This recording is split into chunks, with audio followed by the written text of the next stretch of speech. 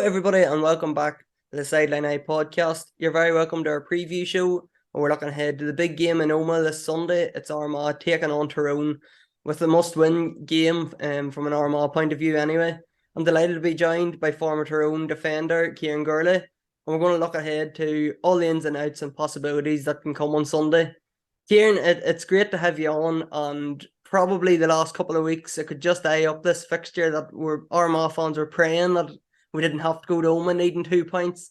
Nightmare situation for Armagh, but a dream situation for Tyrone. You can relegate Armagh if Mayo happen to beat Monaghan as well. There's a few ins and outs of it. It's not a straight shootout, but Tyrone are safe, I think. So that's one positive for them heading into the game.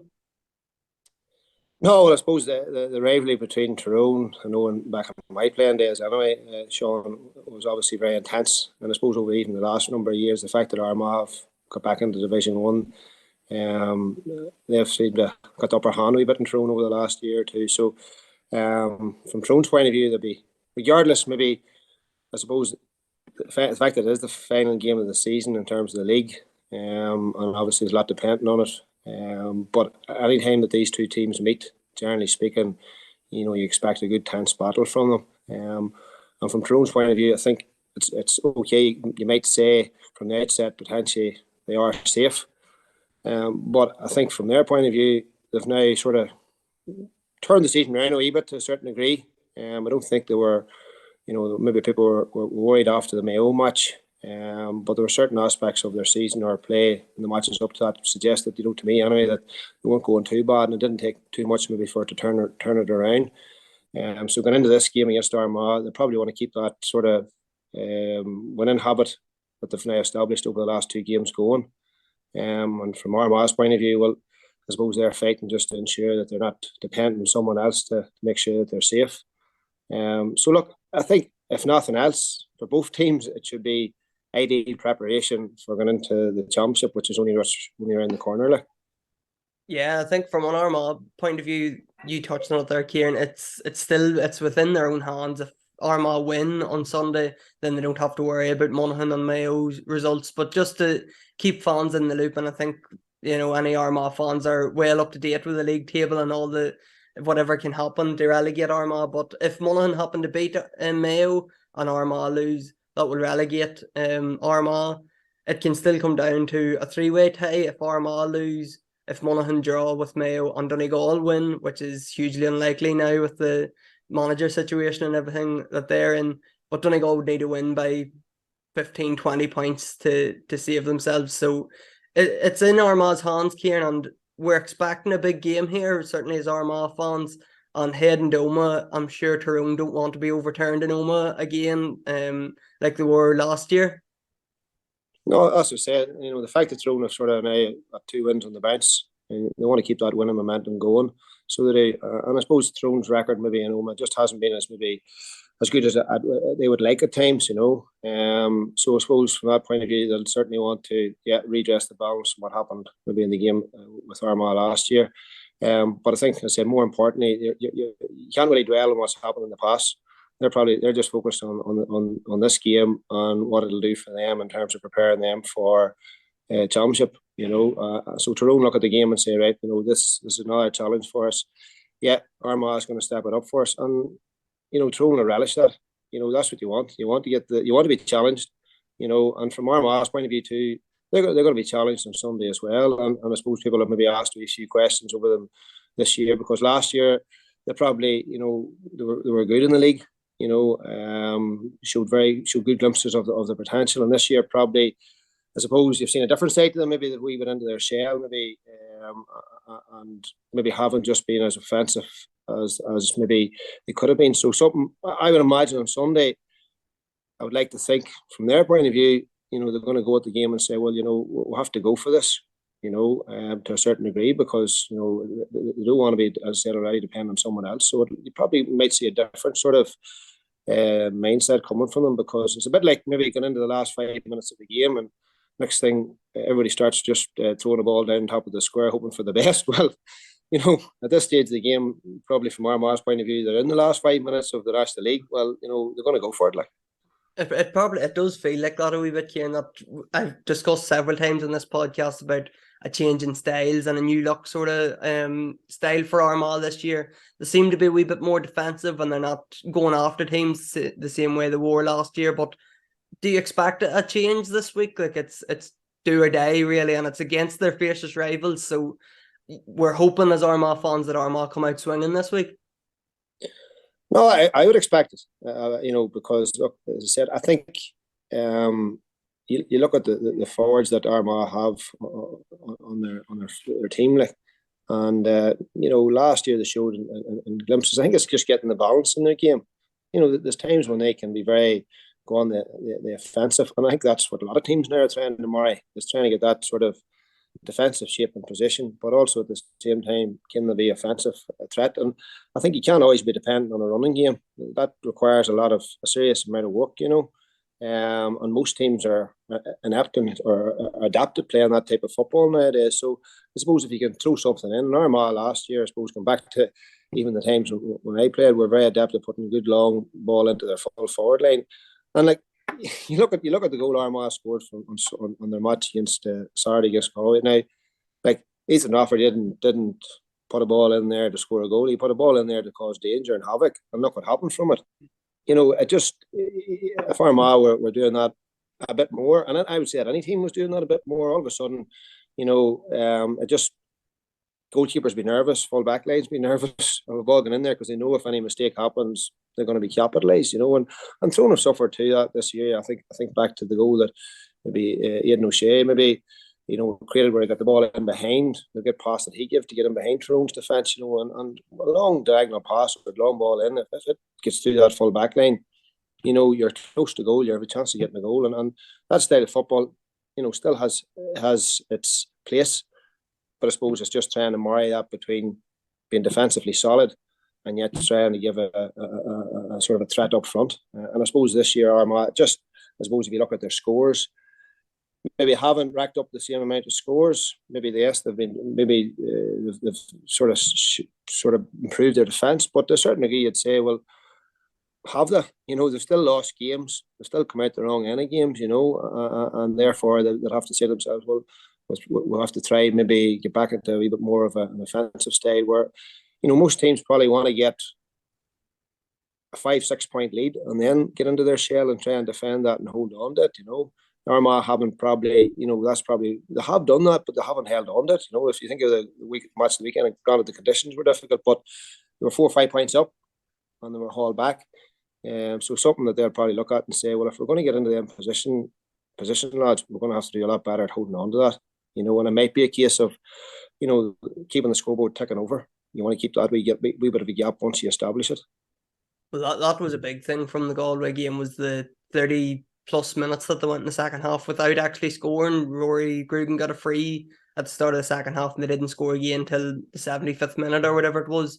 But just on that long ball tactic, Ciaran, you're discussing, and obviously Armagh got the goal from it the other day with Ethan. And Galway's goal also came from a similar ball in. Matthew Tierney, he got his goal from that. But Armagh have two tailor-made target men in Ryan O'Neill and Andrew Murnan. So you would hope if they are going to approach that tactic, they've two men that's well capable of causing havoc on the edge of the square. Yeah, well, I suppose there's no doubt. Ryan O'Neill, again, you've seen it. Maybe I'm thinking back to the Galway championship match last summer where he was in there and he got a goal. They probably got a goal out of nothing. The fact that it was kicked in, but again, talking back to that point of coming near the end of the game where you just launch a ball in, and you wonder at times maybe why you wouldn't do it at another stage of a game. But again, it was interesting just to note on the a lot of teams now when they're playing that sort of where teams are defensive, your full forward line inevitably maybe if they stand in there waiting on the ball a lot of the time when the defensive shape is set up, it's very difficult to kick a ball in. Like even if Ryan O'Neill catches a ball in there, okay, potentially yes, you can get a mark out of that. But if you're trying to create a goal chance out of that, it can be still very difficult. It's interesting to note, the type of goals that maybe that come about from Saturday where on both occasions, I think, if I'm right in saying, you had for Matthew Tierney's goal, he's actually running in towards the goal. He's not actually waiting on the ball coming towards with his back to goal. And I suppose the same was who was wing half back then for Armagh, Ciaran Mackin. Yeah. He was doing the same thing where he was running in, and obviously, yeah, he was challenging the keeper. So there's a different way where the ball was going in. There was space there for them in around the front of the goals to run into and make a challenge instead of maybe somebody waiting on a ball on their back to goal. Because once maybe that's a more difficult maybe to get the score. Because generally speaking, if that's happening, you're waiting your back to the ball to the goal, you might get swallowed up by a few defenders. But as it's seen, if you're running in, and as I said, with what I have noticed in a lot of the games now, the way it's played, you have a lot of full forwards vacating that space to allow other boys that are coming from deeper positions to run it. So it might be, you might see a bit more of it, but it was interesting just to note how them 2 goals come about on Saturday. And certainly I think, I think Armagh will look at the likes of, say, Ray O'Neill, the likes of Jason Duffy, try and isolate them occasions to win ball in there. And I said, if it's as simple as getting a mark and keeping the scoreboard ticking over, well, then it has to be something they have to try and utilise a bit more. And just when we're on the topic of forwards, Ciaran, I'll probably ask you a difficult and unfair question. I know in Armagh we would feel we have a really good forward line. Maybe questions been asked on how we're using them at the minute, but the likes of Ray and Andrew Murnan, Rory Grugan, Soupy Campbell, but Tyrone, I'm sure they're pretty happy with their forward line as well, with the likes of McCurry, McShane in there, Matty Donnelly, the 2 Canavans. Who do you think has the better forward line, or who do you think has more potential? Well, look, I suppose from Tyrone's point of view, probably at the start of the year, maybe Times Ward maybe fired on all cylinders, up front. Look, the 2 Canamans will have our special talents, probably, what they lack in maybe size and make up with the skill and artistry and the vision that they have. And probably Ray, to a certain degree, obviously hasn't played as much. He probably a little bit more in the prolific side of things in terms of scoring, but, they're immense players and they're still very young. So they are, and can only get better for Tyrone, which is good, which will be good for us. Matty Donnelly, obviously, has been a stellar player for Tyrone for a number of years. I think it's been well documented in terms of how he performed against Kerry and the reaction to that. So I think that was, from his personal point of view, it was pleasing that he was getting back to a level of performance that he was happy with in himself. And again, Matty can play a number of roles within the team. He's well capable of winning ball inside, or he's well capable of walking out the pitch of the field or for the team. And again, he'll probably do a similar sort of job.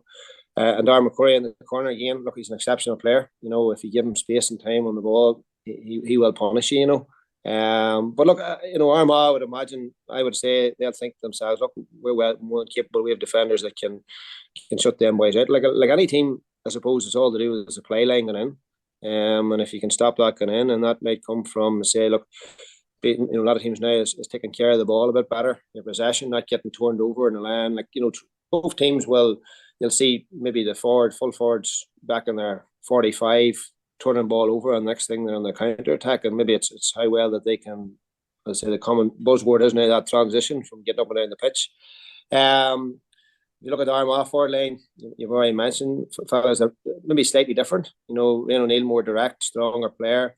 Obviously get free taker. Andrew Murnan, I think this year certainly, he's been a player that probably has been about for a number of years, and this year seems to get more of a regular run on the team, and certainly seems to be flourishing as well.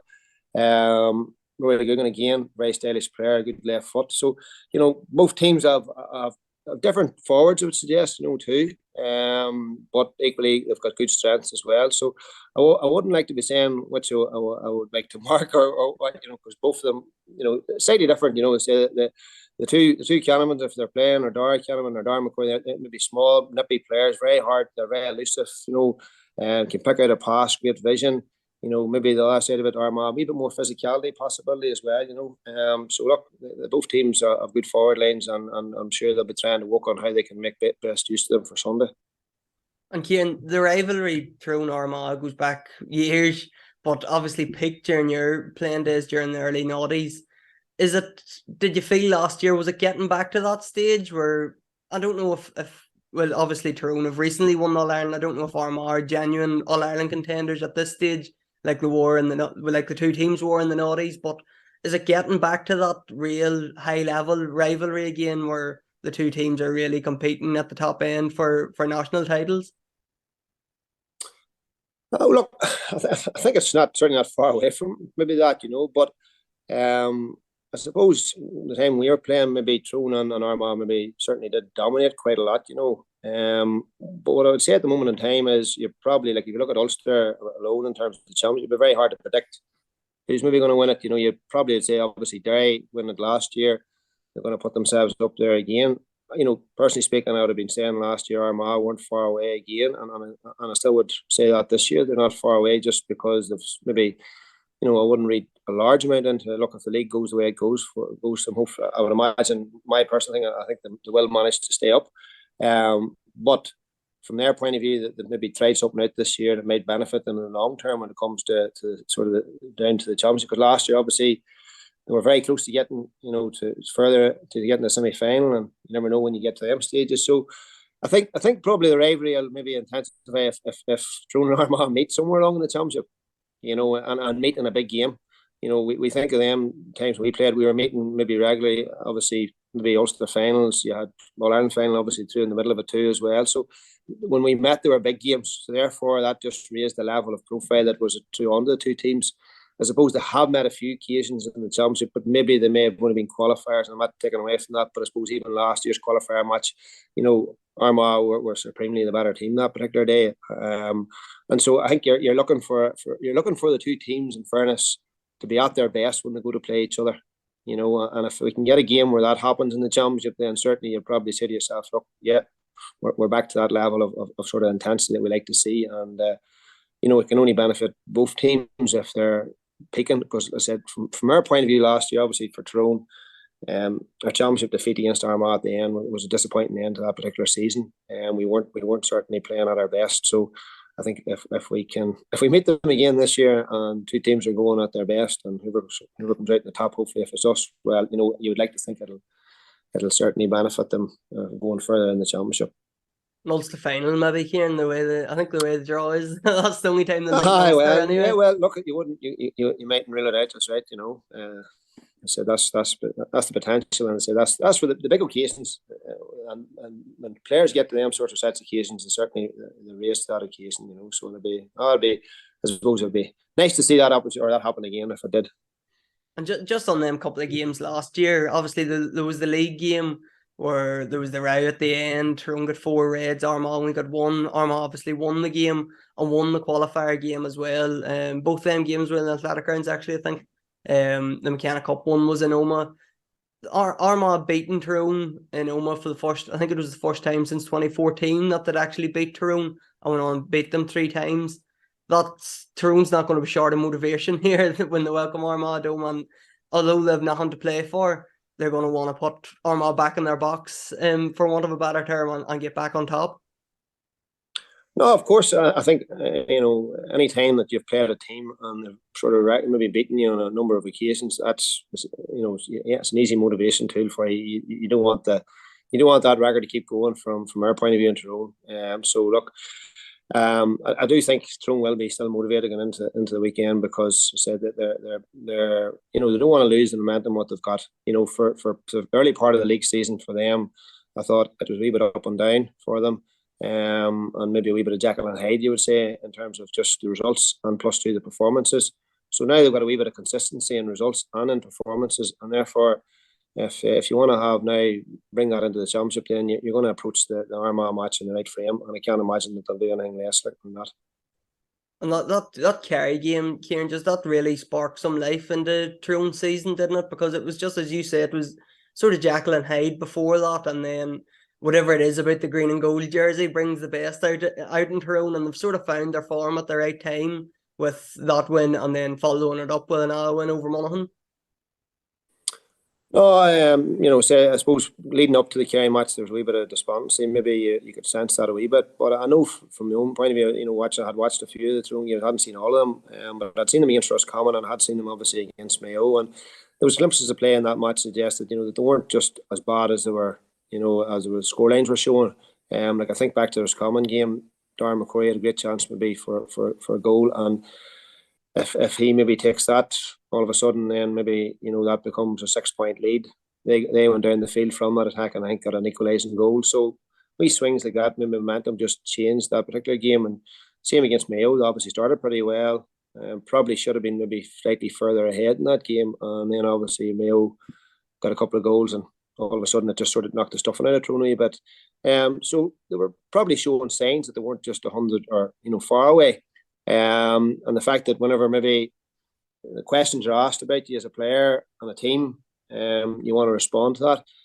And the Kerry match at home, probably it was an ideal situation for the players going into that. They're saying to themselves, people are writing us off here. Last year was, we don't want to hear the same what we've heard last year about us. That we obviously so disappointing. So they need a response somewhere, and they got that against Kerry. And as I said, Kerry, it's sort of the kingpins of football at them in Dublin. So anytime you go to play them, teams are always sort of challenging yourself. You always feel you're an underdog no matter what they're doing. So you always raise your game to them, and Tyrone did that particular occasion, and you could see the response of the players. They were highly motivated that particular occasion, and it meant a lot to them to get that win. And they've now, smiles are back on their faces. They played against Monaghan last week, and again run out convincing winners on that particular occasion. So look, no, as I said, from their point of view, it's all about building on that and keeping that going. And just before I let you go, Ciaran, tell us about the Canavans and how good they are and how good they're going to be, because obviously Dara burst onto the scene a couple of years ago. Rory's making waves now as well in the senior team, although I'm not sure if he'll play. I know Tyrone under-20s are out next Wednesday night, so I think he's the captain of the team, so I'm not sure if he'll feature this weekend. But the two boys, obviously huge potential and huge pedigree as well from who their father is, but how good are they going to be in the next few years? Well, like I said, if I'm being honest, I suppose I haven't maybe seen them at close quarters too much, but I suppose you know what you're going to get with them. They're certainly honest players, and very, very highly skillful players. I said, Dara to me, has immense vision, can pick passes out that you wouldn't see. And again, you're seeing traits that you see in the Fire in terms of their bravery as well, and they're not shy away from the work, and again going for hard ball as well. So, that's great to see. And I think that probably one thing you say about Dara maybe is that he probably needs to add that maybe scoring threat a little bit more. At times, he's probably nearly, that sort of unselfish player. He's nearly looking for to pick out the perfect pass or the perfect goal at times. And I think maybe if he showed a wee bit more awareness around him and said, I have a chance here to score, I'll take this one, and Rory probably has that wee bit more in terms of that maybe killer instinct in terms of getting the scores. And that's maybe the slight difference you would see between the two players, Rory obviously had a very impressive season last year with the under-20s and winning All-Ireland. So, no, look, special talent, so they are.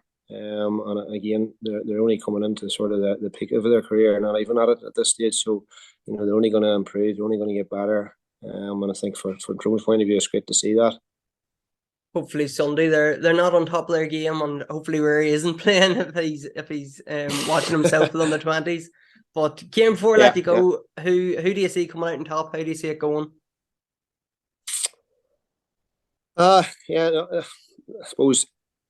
I think Armagh, and the only reason I'm saying that is I suppose their need is that bit greater. I think it'll be a close enough game, and I wouldn't be surprised if Tyrone win. But I think maybe Armagh will be. They're not going to depend on someone else. They're still of the same bunch of players that they had last year. And again, they're probably, there's a wee bit of soul searching to be done for them in terms of maybe people are asking questions about them after the fact that, they've showed a bit of promise last year. This year, probably again, I thought in the way the league started for them and they picked up the points early on, you're going, right, okay, they're going to be a serious threat here. And then maybe they didn't. They lost a couple of games, obviously the Kerry game, they've lost that Galway game as well. And there's Common game, and probably they're saying themselves there, we could have picked up points somewhere along the line, wouldn't have left us in this position. And maybe, as I said, I don't think there's a large amount wrong with them. Clearly, obviously, they have to get more scores up front. But I think key is maybe they just will be a bit more motivated to get that win, and they might squeeze it by a 1-point win or something. I wasn't expecting that answer, to be honest, Ciaran, but I'm glad you said that. Hopefully it comes through. Hopefully Armagh can get over the line, secure their Division 1 status, and that'll prep them well for the upcoming Ulster Championship. As always, we'll be covering the game, previews, podcasts, and match reports, so make sure to follow us on all our social media pages, the Sideline Eye on Instagram, Facebook, and Twitter. Follow us on Spotify or YouTube or wherever else you get your podcasts.